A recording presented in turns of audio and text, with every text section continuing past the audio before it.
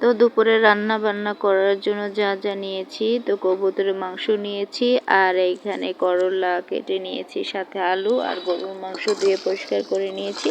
তো আমি করলায় লবণ দিয়ে কষলিয়ে ভালো করে নিচ্ছি, কারণ তেতো ভাবটা বের হয়ে যাবে। তো ভালো করে কষলিয়ে ধুয়ে নিব, কারণ আমাদের সবাই একটু করলা পিঠা ভাতটা কম খায়। আর এদিকে আমি কড়াই বসিয়ে দিয়েছি চুলায়, পেঁয়াজ দিয়ে দিলাম, গরুর মাংস বসাবো তাই। আরেক পাশে ভালো করে নেড়ে ছেড়ে নিব। তো আরেক পাশে আমি করলা ভাজির জন্য পেঁয়াজ দিয়ে দিয়েছি, আর এ পাশে গরুর মাংস মশলা কষিয়ে নিচ্ছি। তো করলা ধোয়া শেষ, এখন আমি পেঁয়াজও ভাজা হয়ে গেছে, করলাগুলো দিয়ে দিলাম। তো করলাগুলো মুচমুচে ভেজে নিব। তো একটু হলুদ দিয়ে দিব, কারণ সাথে আলু দিয়েছি তাই। একটু হলুদ, সামান্য পরিমাণে হলুদ আর পরিমাণ মতো লবণ দিয়ে এখন ভালো করে ভেজে নিব করলাটা। তো আমি নেড়ে চেড়ে দিলাম, কারণ হলুদ লবণটা মিক্স হতে হবে তাই।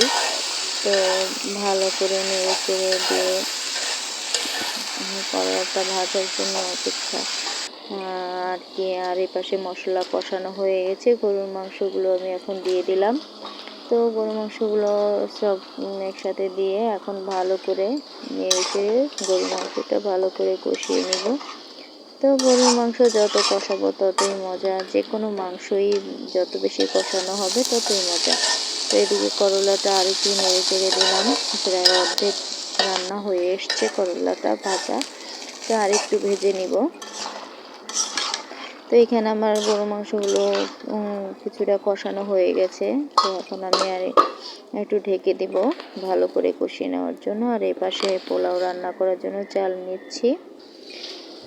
ছেলেমেয়েরা মাংসের সাথে আবার একটু পোলাও না হলে হয় না, তো চালগুলো ধুয়ে নিয়েছি। আর এই পাশে আমি তেল বসিয়ে দিচ্ছি, পোলাও বসিয়ে দেব।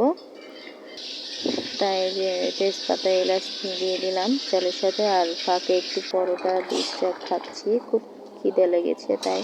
তো গরুর মাংসের সাথে কয়েকটা আলু দিয়েছিলাম। তো আমার গরুর মাংস রান্না প্রায় হয়ে গেছে দেখতেই পাচ্ছেন। আর এদিকে পোলাও চাল ভেজে তো আমি পরিমাণ মতো পানি দিয়ে দমে দিয়ে দিয়েছি, পানি যে শুকিয়ে গেছে এখন দমে দিয়ে দিয়েছি। আর এই পাশে আমি আবার কাবাব ভেজে নিয়েছি, চিকেন কাবাব।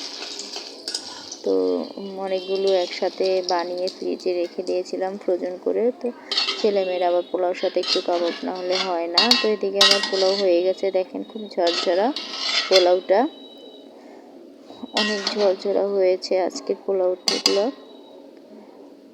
পোলাও আসলে